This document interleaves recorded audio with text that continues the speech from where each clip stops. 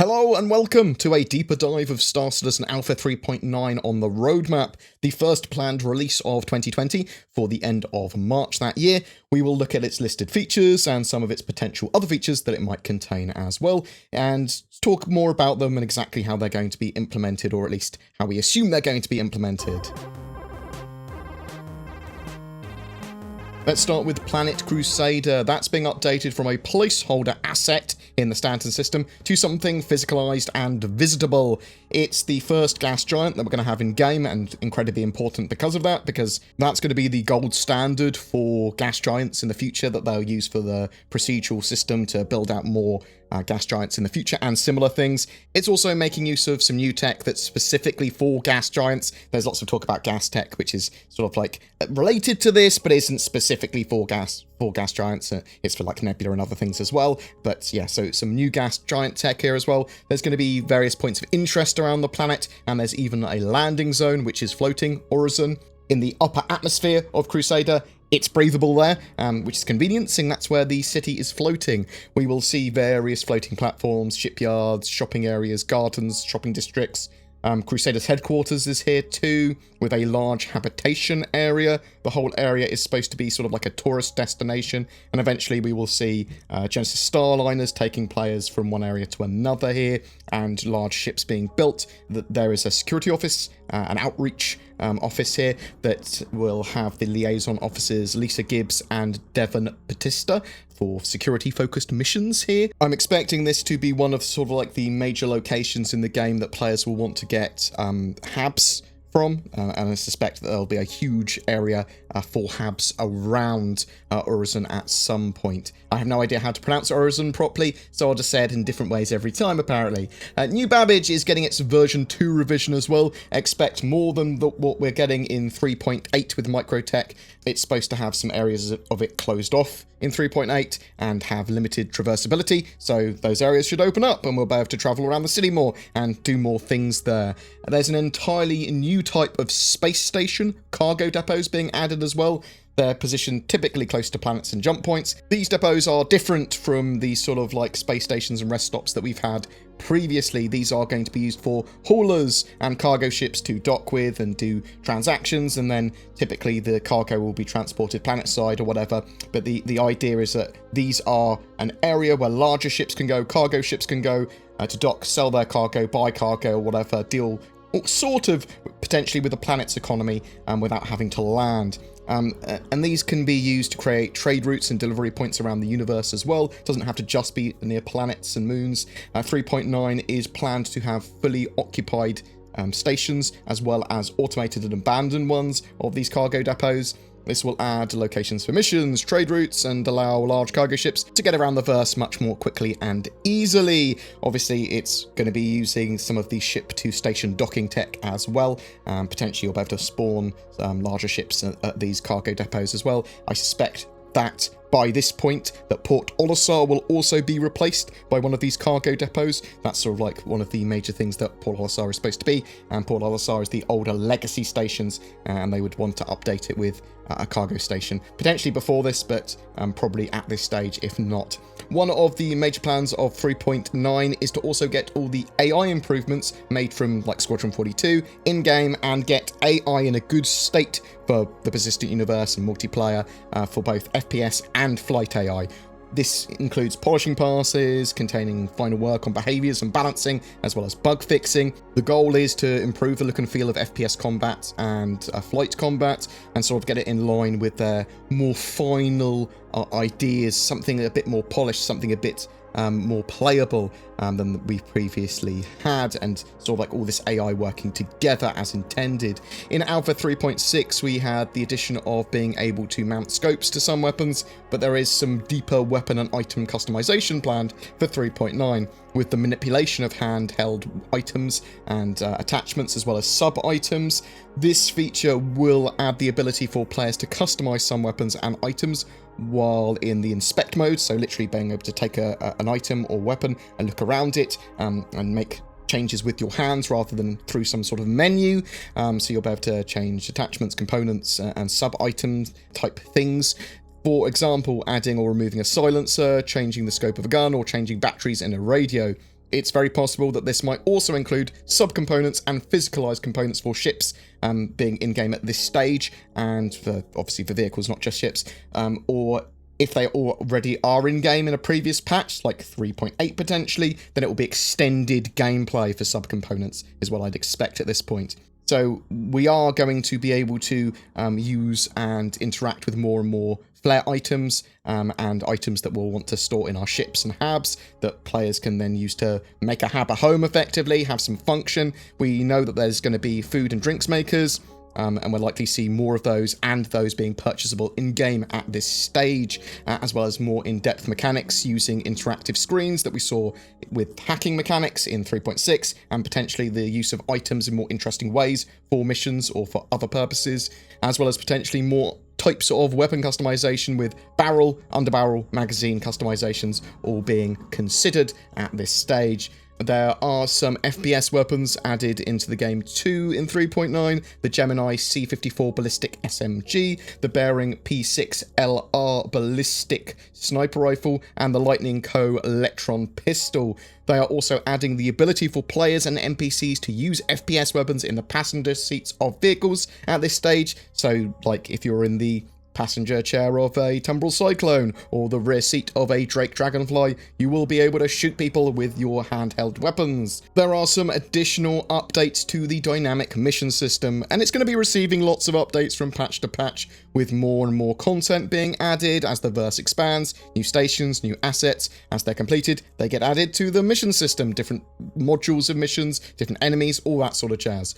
3.9 has mission generation along quantum travel routes listed though, allowing for real-time customization of mission content based upon direction from the economy and greater simulation in much more detail and much more variety. This includes the ability to have even more variety where missions are offered, in what quantity, and the payment that you receive. It also allows mission templates to be injected with environmental information at runtime, enabling the creation of content that's both more diverse and that is more accurately representing the simulated universe at that moment in time. It also means that when you take a mission, the mission system doesn't know how that's going to end, and there could be lots of different pathways and routes, and new things could happen along the way. You will see more appropriate events, points of interest, interdictions on missions, and while you're quantum traveling, maybe a mission might have a lot more to it if you travel off the beaten path or respond to a distress signal or something like that. There are some useful economy changes as well, and sort of like additions tied, at least in some way, to mission generation as well, I suppose.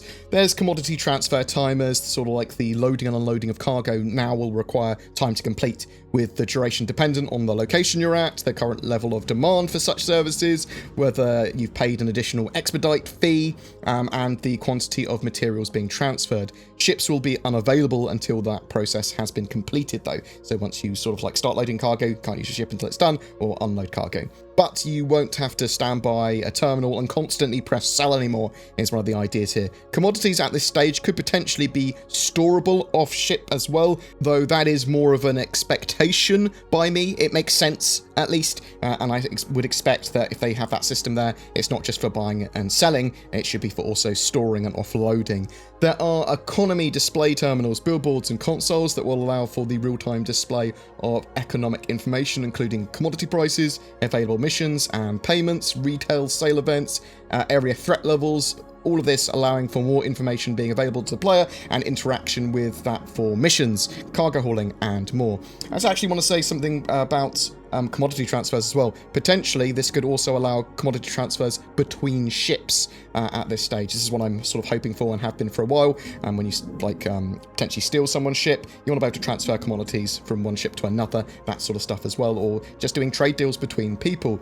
And with that in mind, there's also an accounting app planned here that displays a variety of information about a player's active financial commitments, including recurring rentals, insurance, organisation membership fees, and associated benefits. Now, some of these may get some more in-depth mechanics and work at this stage, or previous to that that's not mentioned in the roadmap, sort of like more insurance levels, more things like that. Obviously, we do know we're getting rentals, potentially in the 3.6 branch. It also allows for such commitments to be extended or cancelled, those systems. Again, I have an expectation here that this will allow Alpha UEC transfers from one player to another easily as well, and that will open up a huge sort of like amount of possibilities with trade in the game and general mission sharing and stuff like that. Hopefully mission sharing will already be in from 3.8, but if it's not, then I would expect mission sharing to be in 3.9. There are some major server improvements with a server to client actor networking rework to help improve downstream communication of actor states from the server to the client. This will improve the positioning and movement of other players and NPCs on your client with improved dead reckoning, helping to reduce perceived lag and instances of rubber banding. This actually is a pretty major sort of update to the game, and will have you interacting with players in a much better way. Hit prediction should be a lot better. Combat and animations should be significantly better as well, and smooth. If you have huge amounts of lag or whatever, you're going to be suffering, but everyone else around you is not going to be suffering because of you. It's one of the other major things. The server should be fully authoritative by this point and have solid prediction for what's going on. At the same time, there are various improvements to character animations and locomotion, like moving up and down stairs. This includes new stair animations depending on whether the character is walking, running, sprinting, and looking where they're going. It includes procedural foot alignment to ensure the character hits each stair correctly. I suspect this will also be applied to slopes on planets and that sort of stuff as well, or any incline. Swimming is also going to be in, allowing players to swim across the sort of bodies of water that might appear in the game, and swimming pools and things like that. You are going to be able to drown. There's going to be a whole new set of animations for this. It's going to have sort of like hazardous liquids in game that can damage or kill players as well. I also expect there will be gear that you can adorn that will help protect you from such hazards. Ships-wise, we have the Drake Vulture small salvage ship. This is expected to have its salvage mechanic straight away with 3.9, as 3.8 has the first version of Salvage. I would also expect Salvage to be expanding by this stage as well, to have a little bit more content and to be a bit more refined. It's basically the Salvage version of the Prospector, that Drake Vulture. The Salvage mechanics, yeah, that should have some potential additions and iterations here. Salvage will cater for various gameplay, including the stripping of ships' hulls and the blasting of pieces of ships with weapons or salvage charges up so that you can then salvage them. You'll be able to remove weapons and systems by hand as well and take them back to your ship. So expect more of that gameplay, more than we had for 3.8. The long-awaited Rsi Constellation Variant, the Taurus, falls here as well. It's the cheaper, stripped-down version of the Constellation series, but it has a bigger cargo bay and has its lower turret removed for sort of like more cargo room and storage. This may be suitable for smuggling as well, and putting cargo in where that lower turret used to be might make it harder to detect. The ship has seen a lot of delays for some reason as well, so a lot of people are really, really excited for it.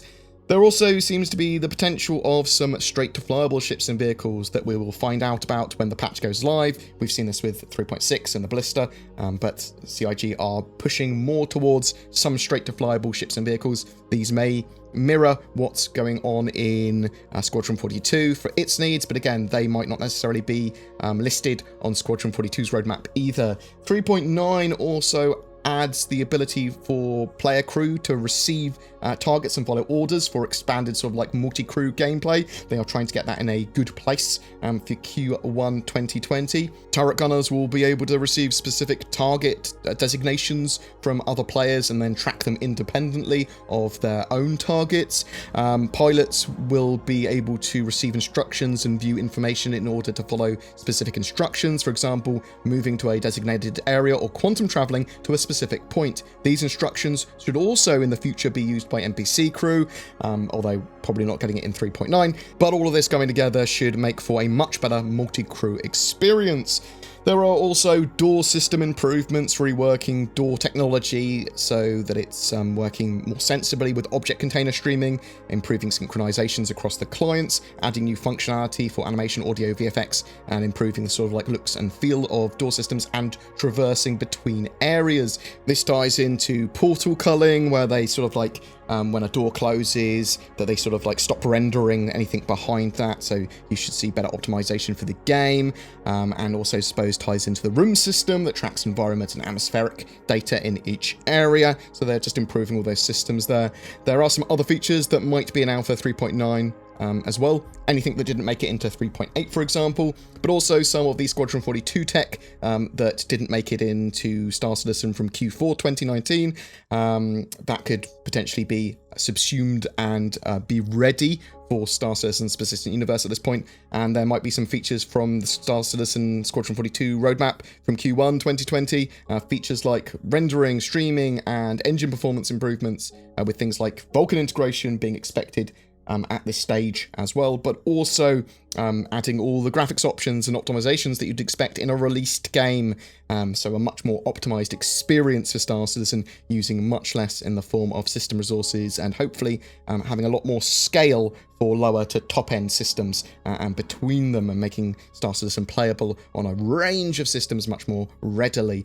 There were some suggestions that tractor beams could land here as well. They are something that we know CIG has been working on, and these are going to aid sort of like with cargo, mining, salvage, search and rescue, getting ships from planet side back into orbit if they're too heavy or damaged, and other gameplay that may have been partly implemented or established in some form at this point. And that's really it for Alpha 3.9 at the moment. We're likely to see some changes here over the coming months, but knowing what CIG have planned currently is still highly useful. We also know that CIG are sort of like trying to at least stick to what they've got in those roadmaps a bit more accurately, so we'll have to wait and see. And there certainly could be a load of extra features here. Obviously, we did have some interesting ones with 3.6 that we didn't know about, with the ballista, but also hacking and stuff like that. So they do add some extra features in, and lots of other little gameplay bits. If you have any questions about any of the features that we talked about, or want to share your thoughts, then please leave a comment down below. Is there any features that you think I've missed? Anything that you think that will be added to 3.9? Anything that you think's definitely going to slip from 3.9? Whatever your thoughts, I'd love to hear from you. Every month we have a giveaway. For August, we are giving away a Drake Corsair bundled with an 8-inch Fire tablet and 12 months of Game Glass. Game Glass makes software allowing you to turn touchscreen devices, like tablets and mobiles, into immersive controllers for Star Citizen. But not just Star Citizen, Elite Dangerous is getting support next, and there's plans for lots more games to support this. You can use Game Glass for free, but there are paid options as well, giving you even more functionality. Please follow the links down below to get more info or to download. I'm still also shilling for NordVPN. If you're looking for a VPN, they are very cheap and have many benefits over free services.